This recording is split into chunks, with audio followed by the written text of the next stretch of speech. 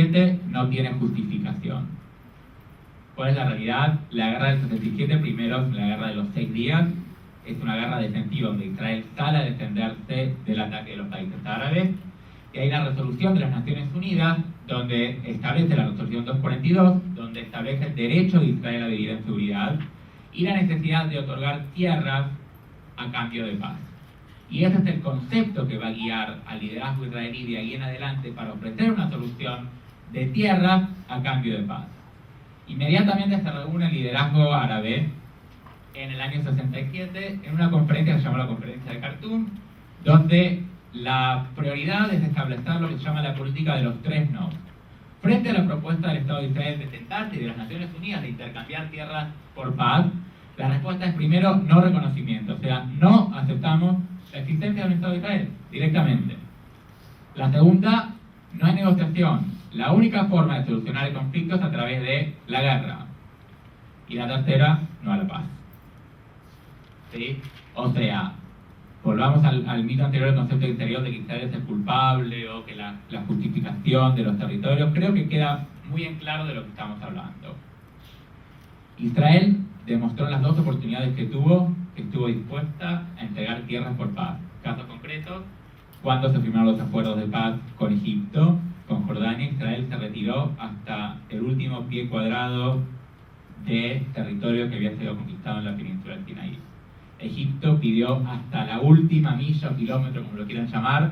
Israel se replegó absolutamente de todo lo que se había conquistado. ¿Por qué? Porque el interés no era garantizar o permanecer en una ocupación, sino alcanzar la paz con Egipto. Y por otro lado, cuando se habla de la ocupación, Israel se retiró de Gaza en el año 2006. Por si alguno todavía no lo sabe, no hay presencia israelí en Gaza. Israel replegó unilateralmente a sus tropas, evacuó a la población, todas las ciudades y construcciones que tenía se fue y las dejó, y no existe presencia en Gaza. ¿Y cuál fue la respuesta? ¿Hubo paz? No, el terrorismo continuó. El año pasado vimos lo que pasaron con los ataques de los misiles de Gaza hacia el sur de Israel. Uno que es bastante interesante, dice: el hecho de que mueran más palestinos que israelíes prueba que la respuesta de Israel es peor que el terrorismo palestino. Vamos a analizarlo así. El objetivo del terrorismo palestino es: cuanto más mato mejor, causo más daño. Es el objetivo de cualquier movimiento terrorista: causar daño, muerte, sembrar pánico.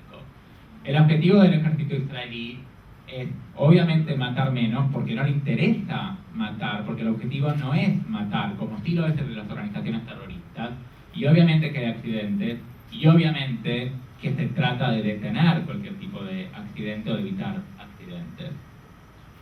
Pero hubo 14.000 actos terroristas entre estos 2 años, 14.000 ataques terroristas.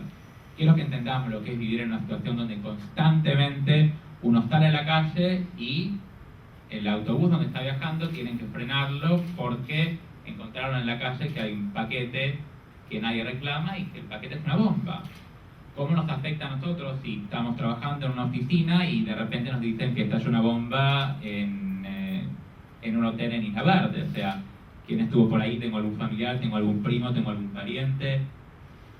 ¿Cómo se puede vivir en un estado de absoluta emergencia, de absoluta preocupación? ¿Cómo puede un país sobrevivir a una situación así? Israel obviamente lo que hace y que baja el número de víctimas es la prevención. Y muchos dicen, bueno, el sistema de prevención israelí. La gente cuando entra a una tienda en Israel a comprar algo, en muchos países cuando uno entra a comprar algo le revisan el bolso cuando uno sale para que no se lleve nada que no le corresponde. En Israel el bolso lo revisan a la entrada porque tienen miedo que uno pueda llegar a venir con una bomba adentro.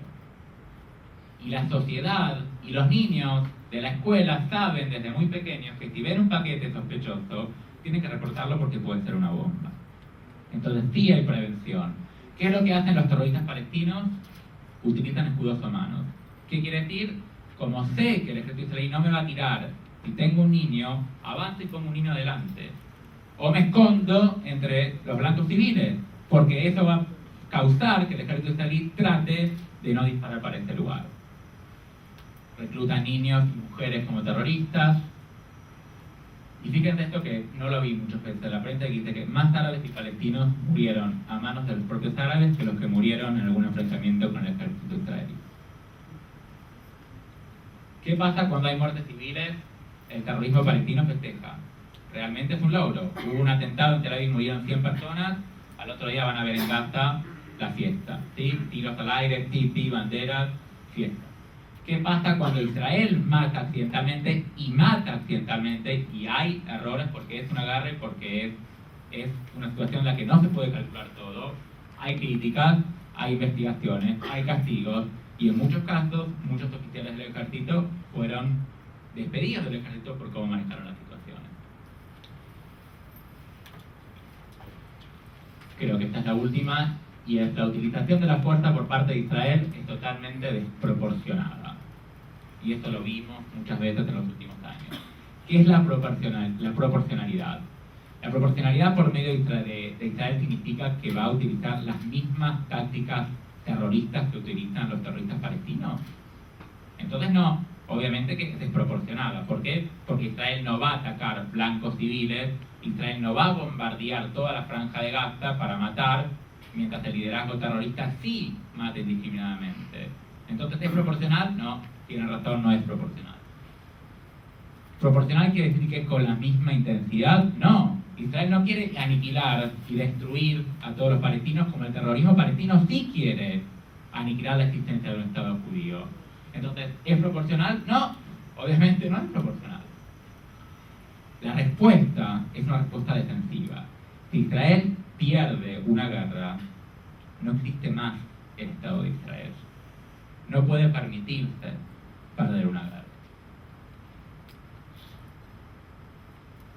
Vamos a, ahora sí creo que es la última, y es Israel es culpable de genocidio contra el pueblo palestino. Israel queda muy claro que está luchando constantemente contra el terrorismo, y ninguna otra nación en las mismas circunstancias fue tan protectora de enemigos civiles, tomó tantos riesgos por llegar a la paz, y fue tan apegada a la ley como fue el Estado de Israel. En el año 67 los ejércitos árabes atacaron a Israel y bombardearon poblaciones civiles, que está en contradicción absoluta de las leyes de guerra. Sin embargo, nadie lo critica, era el legítimo derecho de atacar y era el legítimo derecho de la guerra. En el año 2002 había una táctica que utilizaba el ejército israelí cuando iban a buscar a un terrorista a la casa, y lo que hacían era utilizaban un altoparlante donde le exigían que se rindiese.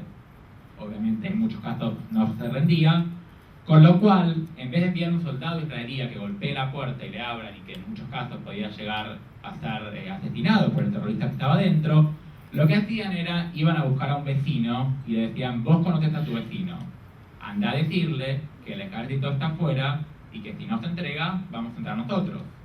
Anda a tratar de convencerlo, porque si entramos nosotros, obviamente es un terrorista, y si no se entrega y nos ataca, nosotros vamos a responder. Esa táctica se venía utilizando hace muchos años. En el año 2002, un terrorista, cuando viene su vecino, creyendo que es un soldado, le dispara y lo mata. Las organizaciones de derechos humanos en Israel, que existen y que son activas y que hablan y no se callan la boca, fueron a la Corte Suprema de Justicia y dijeron: esto que hicieron es atroz. Es terrible que este vecino haya muerto por esta situación. La Corte Suprema de Justicia le prohibió al ejército utilizar esa táctica. Y dijo: de ahora en más, si ustedes quieren que el terrorista salga, envíen un soldado y que lo saque. Y el ejército le dijo: pero ¿y si lo mata? Y si lo mata, lo mata, pero ustedes no pueden poner en riesgo a este habitante civil porque el vecino es terrorista. Y el ejército tuvo que modificar el patrón de conducta para cumplimentar lo que había dictaminado la Corte Suprema de Justicia. Esto es todo por ahora, pasamos al próximo orador. ¿Se escucha? Ahora sí, Gracias por la invitación al centro, a UMAD y también a la Universidad Sagrado Corazón. Este tema es interesantísimo para nosotros los periodistas. Y lo primero que yo quiero señalar es que los periodistas le damos la bienvenida al escrutinio. Es muy importante para nosotros saber que estamos defendiendo cada día los valores de nuestra profesión. Y para mí, el hecho de que haya un foro en el cual nos estén diciendo: miren, presten atención a esto, presten atención a la trayectoria histórica, presten atención a lo que no se está publicando quizás de la forma como debería. Todo eso es importante. Yo sé que aquí hay estudiantes y sé que algún día, o todos quizás, van a ser colegas míos. Y muchas de las cosas que voy a decir, realmente estoy pensando en ellos, porque están en una etapa de formación en la cual es sumamente valioso para ellos poder escuchar este foro. Yo decía que cuando hablamos de imparcialidad, y el foro se refiere a eso, ¿verdad? La prensa es imparcial cuando cubre el conflicto israelí-palestino. Y estamos hablando entonces de cómo la prensa puede llevar a cabo su labor con un sentido de equidad. A mí me gusta usar el término de equidad cuando hablamos de imparcialidad u objetividad, porque equidad se refiere a la justicia. Estamos siendo justos, en este caso, por ejemplo, con el Estado de Israel, cuando cubrimos, pero estamos siendo justos también con los palestinos al hacerlo, porque nuestra labor es informar, nuestro servicio es al lector, y a ese lector le tenemos que llevar la historia, relatos de la vida cotidiana, que es lo que hacemos, que más se aproxime a esa verdad tan difícil a veces de comprender, tan difícil de explicar y tan difícil también de hallar. Cuando hablamos de conflicto, pienso yo que deberíamos, las palabras que voy a decir yo y la compañera ahí, la que falta, y también lo que ha señalado él en relación a cuán difícil es entender un conflicto, ¿verdad? Yo creo que es importante que pensemos en todos los conflictos, porque se aplica a eso.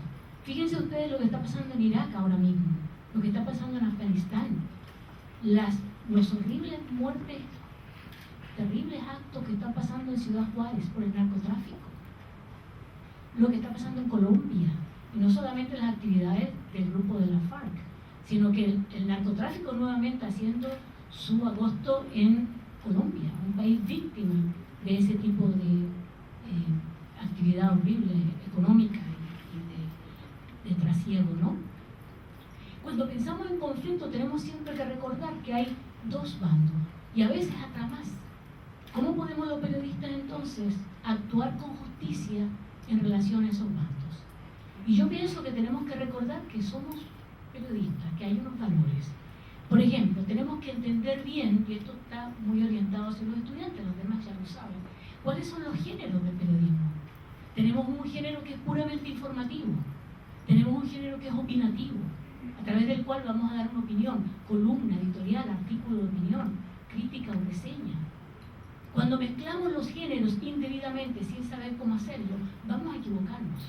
Si en una nota periodística yo introduzco una opinión mía, una impresión que yo tengo, basada, alerta a esta palabra, basada en prejuicios míos, ¿verdad? Y menciono prejuicios porque una cosa que es importante que el periodista haga es un análisis de sí mismo, para encontrar dentro de sí aquello que quizás está estorbando su visión justa de un conflicto. Y eso puede ser el prejuicio que se tenga. Cuando nosotros cubrimos un conflicto, ¿estamos a favor o estamos en contra de uno de los bandos?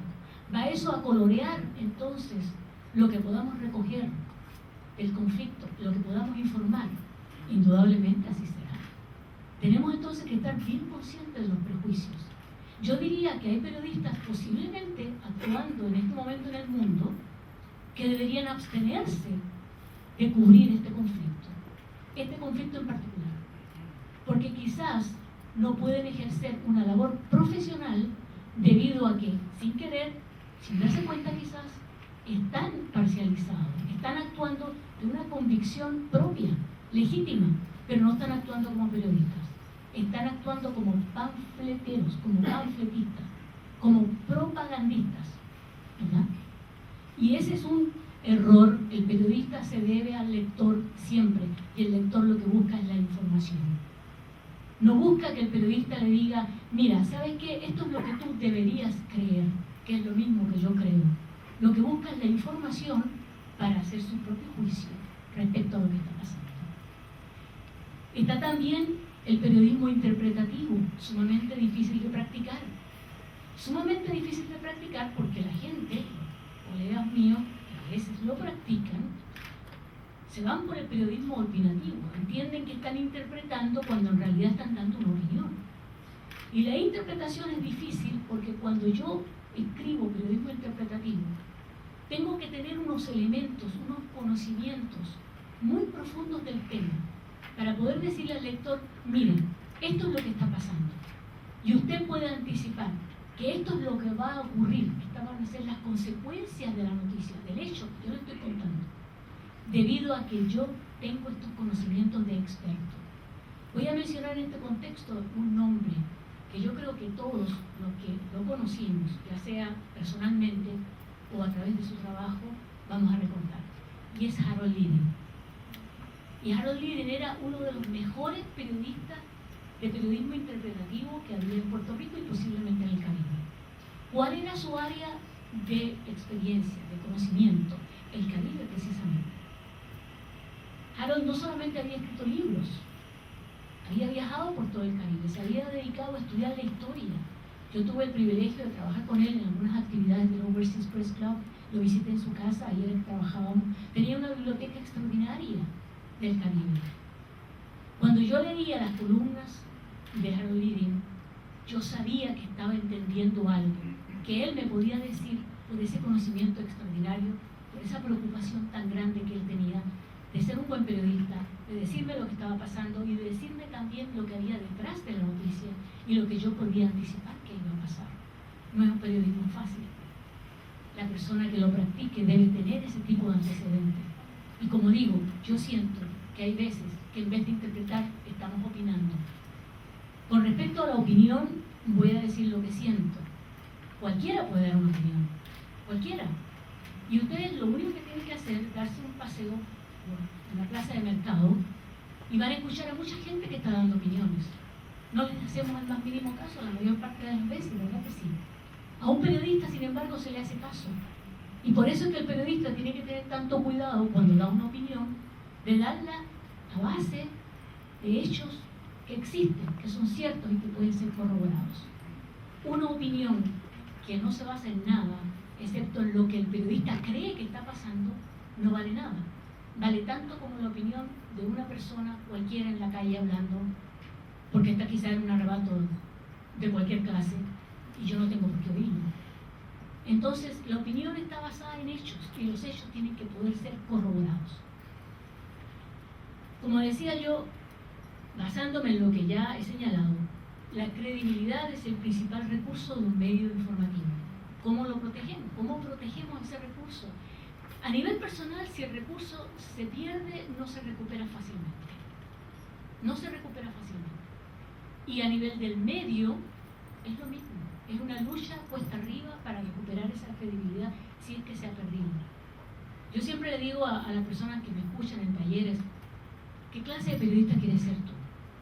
Tú quieres ser el tipo de periodista que cuando alguien te lea la historia tuya, termine de leer y diga, qué bien, qué interesante, caramba, ¿quién lo escribió? Ah, tal persona. Ah, bueno, pues entonces sí acepto esto. Ese tipo de periodista. O el periodista que cuando la gente termina de leer dice, ¿quién lo escribió? ¿Quién lo escribió? Esto yo casi como que no lo creo, pero ¿quién lo escribió?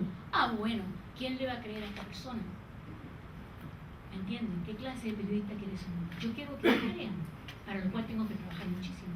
O yo quiero que la gente en el fondo diga, ah, pero por favor, ¿quién le puede creer a esta persona? ¿O quién le puede creer a este medio? Yo trabajo para un medio. Y cuando lo hago como periodista tengo una responsabilidad hacia ese medio.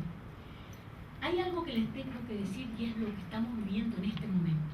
Me refiero a las redes sociales, Facebook, MySpace, Twitter, YouTube, al servicio del usuario.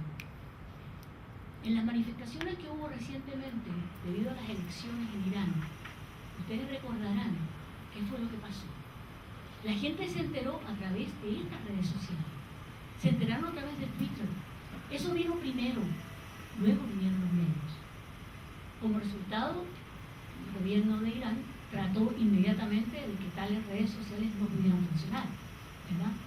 De hecho, hubo una serie de situaciones que surgieron por ese motivo, pero la gente seguía enviando los mensajes. ¿Por qué es importante mencionar las redes sociales inmediatamente después de mencionar credibilidad? Yo lo veo de esta manera. Al principio dije, los periodistas le damos la bienvenida al escrutinio. No va a haber escrutinio más severo que el que veamos nosotros a través de estas redes sociales. Si yo escribo algo y se publica,